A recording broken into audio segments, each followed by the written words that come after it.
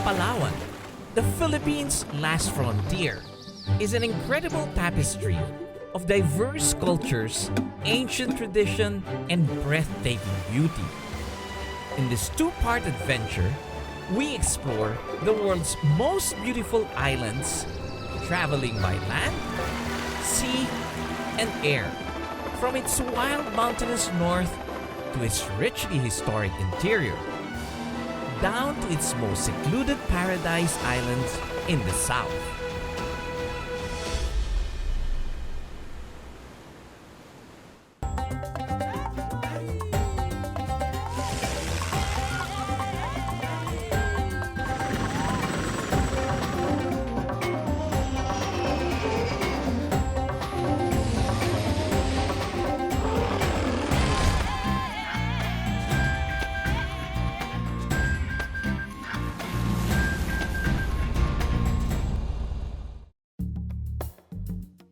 This adventure begins with a flight.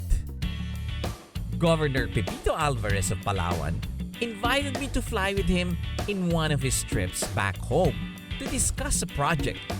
A real aviation enthusiast, it was nice to chat with him about the Lear 75. The Lear has been designed for direct line to 30,000. And it takes me to places like Vietnam, that is 2 hours to Saigon and almost 3 hours to Hanoi. But in between there, if I have 2 typhoons, then, for other aircraft, they might not proceed. But they have to divert. And it's still like a sports car, no? It's small, fast, and quick. It didn't take long for us to catch sight of Palawan's beautiful coastline. He discussed with me a project they have been working on together with other ASEAN countries in the region. A tri-modal system of airports, ferries and roads that will bridge Manila, Mindoro, and Palawan to Brunei, Malaysia, and Indonesia. Right now, if you drive to Batangas, you can ride the fast ferry, catamaran, only 1 hour from Batangas to Calapan, Mindoro, and you take the road which is concreted already to San Jose. Going south, the San Jose has a Ro-Ro port also that will connect us to the Burak port in Coron. Passing through the towns and cities of Palawan, it will not only bring in tourists to the province, but also improve infrastructure for the locals. And from Kuching, we go to the town of Pontianak, which is in the center of the globe. This is the equator. Just imagine being able to drive from Manila all the way to the equator, while passing through all these places of historic and natural beauty. This is the confidence-building activities or infrastructure that I have to do in order to keep Palawan best island destination, friendliest destination in the whole world. And at the rate you're telling me, it doesn't look like it's a retirement job. It will be the ultimate adventure, and one I couldn't wait to do myself. From Manila, I plan to travel to the northern tip of Palawan, down to its southern end, stopping by its cities and municipalities to find hidden gems. While some of the roads and ports are still a work in progress, I decided to trace the route from the air. They're building a road and ferry network from Manila to Palawan all the way to the equator. But today, I take the helicopter. We took the Airbus H125, traversing the route a car would normally take if one were to drive to Palawan. The helicopter was fast, and it wasn't long before we reached Batangas. Well, that was the port of Batangas. So from Manila, you drive all the way south to Batangas, you can take that Ro-Ro ferry and go straight into Mindoro. The FastCat Ferry offers an easy passage to Mindoro. I got to chat with James, who flies the H125 regularly. So James, you've been flying AS350, or now the Airbus they call it, and you look very happy flying it. The aircraft is very agile and very powerful. I think the speed is not too bad too, huh? Doing 130, 135 is pretty good. That's the fast cruise of this aircraft. And when you fast cruise, normally your endurance is reduced, or you're still doing 2 hours and 45. It is increased to about 10 minutes. 10 minutes if you cruise fast. Well, we're in the water, so we're cruising fast. I won't complain to you. Flying overhead, I could see the good network of roads that will make driving across Mindoro a breeze. Good roads all the way up to the port.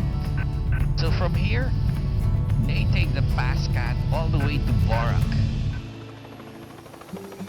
The Borac port, now being developed, will be able to link Mindoro to Coron, Palawan.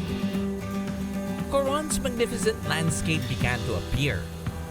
Steep limestone cliffs guarded sapphire blue lagoons, which the native Tagbanwas consider sacred, said to be inhabited by spirits and sea creatures. We positioned to land in the town of Coron to begin my exploration. Coron was primarily a mining and fishing village, but tourism has now become the top industry. It was nice to see that small businesses are flourishing in the heart of town. John owns a souvenir shop that supports local talent. So John, you have so many interesting artwork here. Are these all local? Yes, sir. These are made by local artists from northern southern Palawan. So how did you come up with tourist souvenirs? This is my hobby. We ask for support of the other local artists. Yeah. Then we saw different talents also. Then we put them here. Together. Together. It was nice to see how the locals support each other in uplifting the community. But Coron does not only attract foreign tourists, as I find out when I visited its most famous ice cream shop. You don't sound like you're from here. No, I'm not. I'm a transplant from Manila. And why did you decide to stay here? I'm sure you saw the place. How beautiful it is. Raul thought Coron was the perfect place to retire in. Except for one thing, there was no gelato. So he decided to make his own. Oh, so I get to try it first? You have to taste it. Ice cream is a big decision. It's not something you decide right away. You have to try it first. I didn't really taste it. Can I try another one? No. Just joking. I'll go for chocolate. That's my favorite when I was a kid. And do you make them yourself? Yes, we do make everything here. What about ingredients? We import it. Some we get from Manila, some we have to import directly from Italy. It was a refreshing way to begin exploring more of the place. Coron's main draw, no doubt, is its mystical lagoons and lakes, dominated by towering karst formations dating back millions of years. The land and waters are the ancestral domain of the Tagbanwa, who have protected these sacred places for generations. Despite the influx of tourists, they have kept the lagoons pristine, respecting the spirits that guard the place. Taking advantage of the brackish water stillness, I was introduced to one of the more popular activities being done here: stand-up paddle boarding. Michi Sotto orients me on the basics, which I soon got the hang of. She says it's a total body workout, which is good for me after all that gelato.